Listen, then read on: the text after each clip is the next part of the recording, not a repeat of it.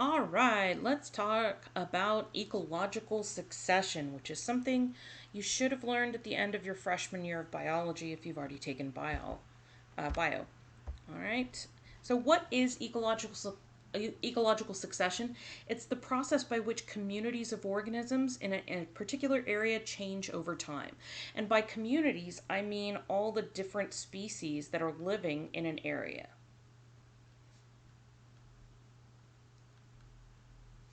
And so the communities will change by having different makeups of species. Some producers might die out, some producers might immigrate into the area. Same thing with consumers.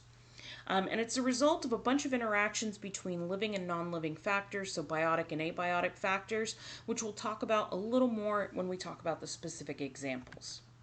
So you have a past community which has species that end up getting out competed or ended up dying out because the abiotic conditions changed. You could think of this, if you like, as, oh, the temperature changed. These plants couldn't adapt to the higher temperature, and so they ended up dying out. Or, oh, hey, this climate's getting drier. But another species that's drought tolerant moved in, and now it's outcompeted whatever was living there before. That leads to the kind of makeup of the present community. And the present community doesn't just stay still, it's going to interact with its environment. Some plants and animals can modify abiotic factors like the amount of nutrients in the soil. And that in turn will change conditions, which will then allow new species to move in, which could then outcompete the current species, or if the abiotic factors change enough, like let's say soil acidity changes, that could kill off the present community so that other species can then be established there. So this is showing you the change in the composition of species of this community over time. So there are two major types of ecological succession. Primary succession, which starts with bare rock. Now, if you look at these pictures here, they're showing you two of the big ways where you can have primary succession happen. This picture on the left is showing a glacier. When a glacier forms, it's a large chunk of ice that's flowing very slowly across the land. And as it flows, it scrapes the surface of the bedrock. So it scrapes off all the soil, everything, and then when the glacier finally melts, what's left behind is bare rock. So there's no soil left, which means it's primary succession. Here we see this is actually lava cooling on Hawaii. See, you can still see some of the kind of reddish part that's still molten, but as it cools, it forms new rock, and that new rock is not going to have any soil or dirt laid on top of it, obviously, and so that's what's going to happen. You're going to have to form soil, and forming soil can take, depending on the local conditions and what species move in, it can take hundreds to thousands of years. So primary succession can be a very long process. Some of the common pioneer species are things like lichen or moss. So here is my example of primary succession. So notice we start out with rock. So we have bare rock that's either left behind after glaciers melted or left behind after lava has cooled. Notice there is nothing growing on it yet. There's no soil. The soil here is represented by black and the bedrock here is represented by brown. And so then what happens is you have certain pioneer species that don't require soil, grow in the area, and they tend to break down rock. Now, these tend to be lichen are a particularly common species. They are a hybrid or mutually symbiotic relationship between a fungus and an algae, and these things can actually chemically dissolve rock.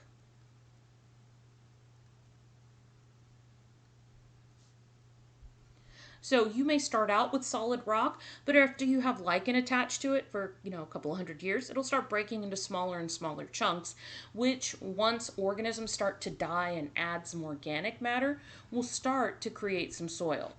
Once you have a little bit of soil, you'll have small plants colonize the area, maybe some grasses, maybe some wildflowers, small fast growing plants that don't require large amounts of soil and may or may not require a lot of nutrient rich soil in the beginning. And those will move in and colonize the area. As the soil becomes deeper and more nutrients get added because organisms are dying and becoming part of the soil, larger and slower growing plants will start to move in and start to live in the area, out competing, the grasses and maybe any bushes that have formed. And then finally, what you'll have is a mature, old growth community, something that's stable that can last for several hundred years. Now, like I said, this process can take a very long time. This is in contrast to secondary succession. I have the S's on this highlighted because I always will tell you secondary starts with soil. You need to remember the difference between primary succession and secondary succession, and think S's. Secondary starts with soil. Secondary soil. That's going to make a huge difference. Usually what happens is some sort of natural disaster has killed off all the organisms, but it left the soil intact. So a very common example of that is what you see on the bottom right, which is a wildfire. And then another example of that, you could have hurricanes come in and destroy all the plant and animal life in an area. On the right, what you're seeing is, on the left, what you're seeing, this is a mudslide. So this is mud that's basically pouring down this hill, and it's going to cover the area underneath. It's going to cover up any plants, any animals that were there, and all that you're going to be left with once it dries out is dirt for things to grow in. Another common cause of the just empty dirt for secondary succession is when people come in and we start removing all the plants. You've seen it happen when there's a construction zone and they start digging up the earth. Well, once they do that, if they don't plant any grasses or anything, you're going to see secondary succession happen. Same thing if you have cleared cropland. So, for example, in the northeastern part of the United States, when Europeans first colonized the area, they cleared a lot of forest to grow crops. Then they found the more fertile Great Plains in the center, and they kind of let the forest reclaim the cropland. And that actually gave us the picture of secondary succession that's most common today. Secondary succession takes much less time than primary succession. It can happen on the order of tens to hundreds of years rather than hundreds to thousands of years. So here's kind of our stereotypical image of secondary succession. Notice that we have bedrock and soil the entire time on top of the bedrock. Here you have a natural disaster that's killed off the organisms, but the soil is still there. And then you have small, fast-growing pioneer species populate the area, a lot of times grasses, wildflowers, annuals, etc. You might have small bushes move in. Things that are larger but grow slower are going to start to enter the area. You'll have some more organic matter added once you have the organisms living there die. Then you have eventually you might have some changing conditions. So for example, you see here more evergreen type of trees like firs, and then those might end up eventually being replaced by like oak trees for a mature forest. And this is, like I said, in New England, in the northeastern United States. This is kind of the stereotypical path for secondary succession. But I want to point out, if an area is in a part of the world that can't support that biome, not everything's going to end up a forest. Why? Because remember, you need enough precipitation for a forest.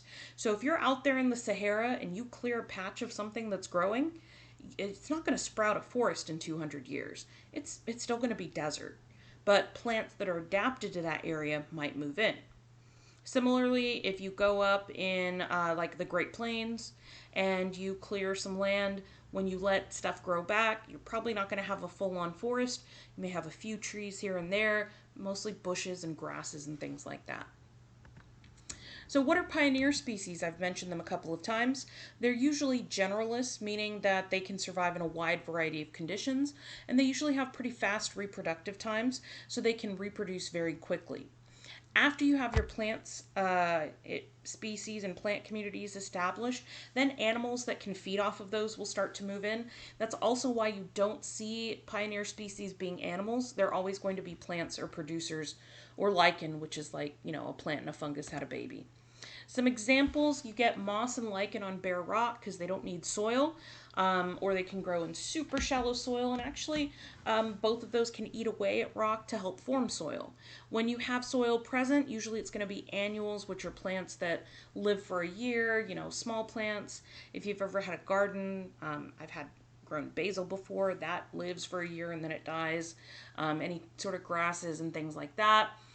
If you're in water, you can actually have succession happen as well. That would be starting off most likely with algae and other microscopic producers. Now, after you have a pioneer species move into an unoccupied area, it may adapt to those particular environmental conditions, and if it changes enough that it's no longer able to reproduce interchangeably with the other members of what its original species were, you may have a new species or end up evolving. Now, keep in mind, a new species evolving might be a new species of lichen. It's not like, oh, a lichen moved in and then all of a sudden it turned into a grass. No, it's still a species of lichen. It's just a slightly different species. So that's something to think about. Also, when you think about island biogeography, when you have plants move on to unoccupied land like Hawaii, they evolved into new species. A couple of other types of species that are important in determining the health of an ecosystem are keystone species. These guys are named for something in architecture. Basically, if you are building an arch and you're building it with stones, there's a single piece at the top that has to be there. If you take it out, the entire arch falls. This is called a keystone. I've tried to find some like cheap models of arches that maybe we could try and build, and so far, no luck. So a keystone species kind of is a species that holds everything together. Their activities are going to have a huge impact on not only the ecosystem, but the organisms that live there. When these species are removed, you see a huge change in the ecosystem. Some examples. Predators, they can control prey species and prevent producers from overgrazing. If we have some time later, we'll look at a case study of wolves being returned to Yellowstone Park, where a lot of the wolves were killed off over the years, but when they were finally reintroduced, they had a huge impact on the ecosystem and actually made the ecosystem healthier. You have ecosystem engineers that create or change or destroy habitats. One example is elephants are thought to be ecosystem engineers in the savannah because when they rub up against trees and walk through trees, they knock them over, and so they leave it more of a grassland or a brushland. And then you have mutualists that depend on each other for survival. So, for example, a lot of species of plants require bees to help pollinate them, and if those bees disappear, there are going to be a lot of plant species that are going to have trouble reproducing. So here is an example of a keystone species. We're going to look at a couple of slides about beavers. So notice on the left, these are streams that don't have beavers damming them. And then on the right, we have streams that have had beavers dam them. So it's like we cut the stream and we're looking at it head on. So this is the bank. This is the other bank. And this is the actual river or stream. Notice you have some water kind of underneath and then going down into the water table, because that's going to have a bit of an impact on how beavers impact the surrounding areas. So notice when there are beavers present, they tend to, when they dam up water, they tend to build up a reservoir behind them, and that water spreads out. So notice you have patches of water here and here and here. So you have these little channels that are filled with water. Now let's say a drought happens. If a drought happens, when the beavers are present, they've got the water all kind of spread out and it's kind of saturating the ground. So you have a lot of groundwater that the plants can pull from, and they're not as likely to dry out. Notice what happens when you don't have a beaver dam. All this vegetation is dried out, and as I hope you guys know by now, anywhere there's a lot of dry grass or dry vegetation, that is a place where fire is really, really going to spread. So notice it increases the risk of fires. Whereas when you have beavers around, those stream areas are going to be less likely to catch on fire, which can help block a fire from, say crossing a stream and burning up more land. Here's another thing. This is an experiment that some scientists did here in the States where they used what are called beaver dam analogs. So before they did this, this is what pattern the streams would cut in the land. So this is the bank of a stream.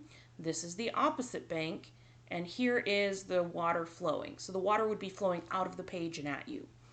And so what happens is when there were no beavers around, water would dig through the earth, erode it very quickly, and form these very deep cut, fast flowing streams. Unfortunately, water would drain into them, it wouldn't spread out, and so a lot of the floodplains would dry out. So increased risk of forest fire. Notice there's less vegetation growing because the area's dry. So what they did is they put in these beaver dam analogs, which are kind of like a fake beaver dam. And what ended up happening is that slows down the water. It widens the flow of the stream. So notice this stream is starting to get wider. It's expanding. It actually also gets shallower because when you widen the stream, it's going to slow down and it's going to drop some sediment, so it's not going to be as deep. And then it starts to curve a little more. Then you start having beavers actually return to the area when the water's slow enough. Beavers come in and their dams are going to allow the stream to spread even more.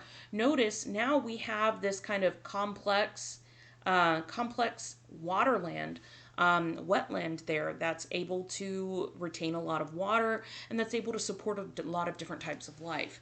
And then what we see on this side, the restored stream after beavers have moved back in, notice it's filled in. So this was sediment that dropped to the bottom and was filling in that kind of deep gouge in the earth. And notice that the banks have they're not as steep, they're shallower, and the stream is much wider spread.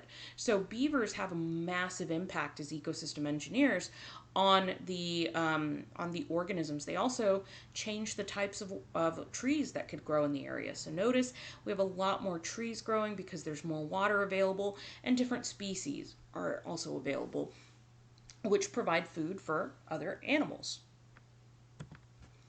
Then you also have a different type of species. An indicator species doesn't necessarily have to play a huge role in the ecosystem, but what happens is either if the species is there or the species is not there, or some sort of like chemical indicator on it can show that, hey, the ecosystem is in trouble or the ecosystem is doing well. I know that this sentence that's up here is very kind of complicated and harder to understand. It's directly from the like exam description. But it's basically a species you can look at to serve as a measure of how the environment's doing. So some examples. If you have lichen that usually grow in an area and they start disappearing, well, they're sensitive to pollution, so that could be a sign that you have high levels of pollution in the area. Another huge indicator species that are used in many ecosystems are amphibians, especially frogs and toads, since they have highly sensitive and highly porous skin that lets a lot of stuff cross. They actually do some of their breathing through their skin, unlike us. So they absorb a lot of things from their environment through their skin. And unfortunately, that also includes toxins. So throughout the world, more and more amphibian species are getting endangered, becoming endangered, or going extinct, which scientists are saying is a very, very large indication that ecosystems are unhealthy throughout the world. Okay, so how does ecological succession affect ecosystems? Well, a lot of times in some disturbed ecosystem, when you have succession happen, it's going to change things like biomass and species richness and net productivity over time. In fact, over time, you'll usually have increased complexity, so you're going to have a higher species richness over time, which means probably higher biomass and higher net productivity. So as long as succession is allowed to kind of take place naturally, you'll have increases in all of these things. So an early successional community, basically starting out. So here we have, this is I think the Azores, which are some islands that are formed by volcanic activity.